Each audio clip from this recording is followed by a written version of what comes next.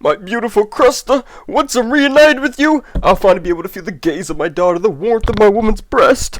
The respect of the education board, and maybe even the promotion to chairman I rightfully deserve. The only problem is you, that man, the one that should not be named, but just this once, on my honor, Onizuka, you will be fired and your teacher's license reprimanded. That was my impression of the vice principal from GTO, or whatever it's called. What is it called? Greatest teacher of all time. No, what is it? GTO? Wait, what the fuck? Wait, hold on. Great teacher Onizuka. Okay, so that's what the video was about. Clearly, I'm gonna have to cut that out. Honestly, the vice principal is the best character. Like, if we're being real, like if me and you are being honest, the vice principal is the best character out of that show. If you don't know what I'm talking about, GTO, you've probably seen memes of it. I'll put a few of the memes on the show on the screen. They do a lot of like facial, like expressions. They do a lot of expressions that are like pretty iconic. You've probably seen these people's like profile pics, or just used to like twit longers and whatever. Pretty cool show. I've always wanted to watch it, never got to it. Saw it on Netflix and I was like, fuck it, I'll watch it. It was like 46 episodes. I only watched the anime, so just like my last video, or whenever I post that, Black Lagoon, I only watched the anime. I haven't actually finished the manga yet. I think GTO, if I had to see, how many, I think GTO, I think, how many chapters in GTO manga? It is 200. I think the anime ends at like 100 and something. I'm pretty sure I remember it ending halfway. So it ends completely halfway. But GTO is like it's one of those anime where each of the episodes aren't really connected. There's all like 2-3 episodes in a row that are connected, but for the most part it's just like each episode's own thing. And I thought that anime was really good. One, it's really fucking funny. Like, you're gonna enjoy it. It's really funny. It's really funny. There is I mean, like, there are a lot of sexualization. It just comes with a package. It just comes with a package of anime, you know, the sexualization. It's not terrible in the show. I don't know. It's like schoolgirls, I guess. I don't know. Maybe it's your thing, maybe it's not. I mean, me personally, it's not my thing, but I was able to ignore it. And like, they weren't completely distasteful with how they put it in the show. But you know, it's just Japan. It's just Japanese stuff. I don't know. It's just packaged in there. It's just layered in there. You just gotta deal with it. What else? I think we'll just go down the list of what I'm gonna talk about the show, and then like, I don't know, enjoy the gameplay in the background. I don't know what it's gonna be. Maybe it's Apex. Maybe it's fucking Lego Batman. I don't know. Shit. Let's go back. Characters. Yeah, the characters are dope. So the whole point of the show is, you have Onizuka, the blonde guy. He's this 22-year-old. They make sure you know that he's 22. They stated at multiple occasions. He's 22, and he's just fucking walking around, with he's like a gang leader, because he's like, when he was younger, he was like really good at karate and shit. So he became like a gang leader of the Yakuza, of like one of the big families. So now he's low-key that nigga though. So, but he wants to be a teacher.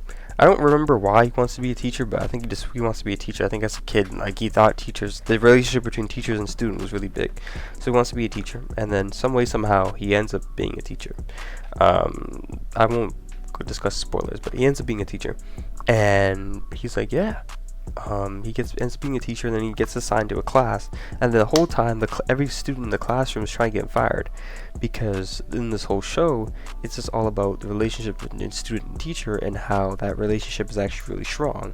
It's almost as strong as a parental one, a guardian one, and if that relationship is betrayed, that does a lot of psychological damage to the student, right? So all these students have been traumatized in some sort of way by their teacher, and they basically have the sworn vengeance against teachers, and now they're trying to get him fired, just like the ones previous to him.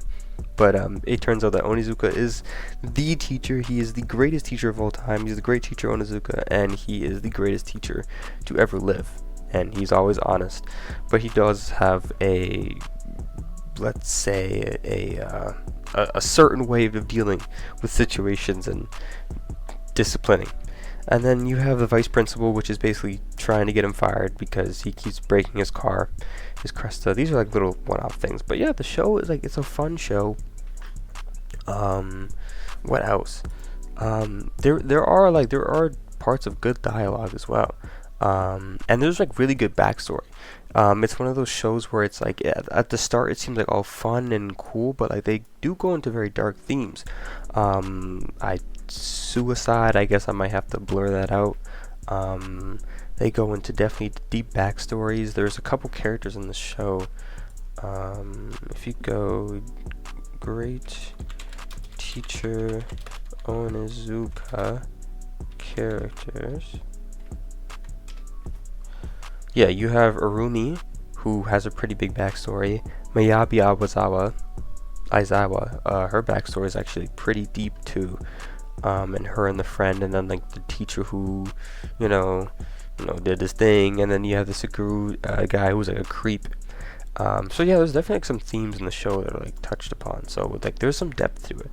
So again, that's what I always like about these cartoons. It's like, and I think animation needs to be more appreciated. It's on the surface like it's like this fun little show, but there's a lot of like themes that are really touched upon like underneath.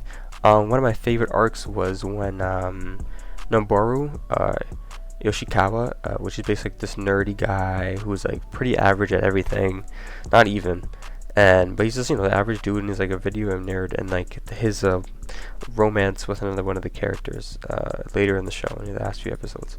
But yeah, overall, like the show, it basically goes from, there's a classroom, right? Classroom 3-4, I think it is, and in each is middle school, and each student kind of has like a different reason to be vengeful against the teacher. And there's certain groups, like there's a group of 3 girls, and then there's a group of like 4 boys. One of the main characters is Mirai, which is like the blonde guy, and his like mother complex. They go into a lot about mother complex and stuff like that. Like that's really interesting. Him and his mother complex. That's like really fucking interesting too. And his mom's fucking hot, dude. Like, his mom's hot. Like, his mom's hot. I'm not gonna lie, his mom's hot. And they talk about how, like, his mom had him at a very young age, and their relationship, and so on and so forth. And, like, there's definitely themes. Her name's Julia Mirai. Like, they talk about a lot of stuff. So, yeah, great watch. Will I read the manga? Maybe. I've been trying to read mangas. It's just so hard for me. It's just so hard. This is a shorter video. I'm kind of rambling now. But yeah, GTO, great watch. Really enjoyed it. You should watch it. Vice principal, funny character. And yeah, comment down below if you like my impression. Onizuka!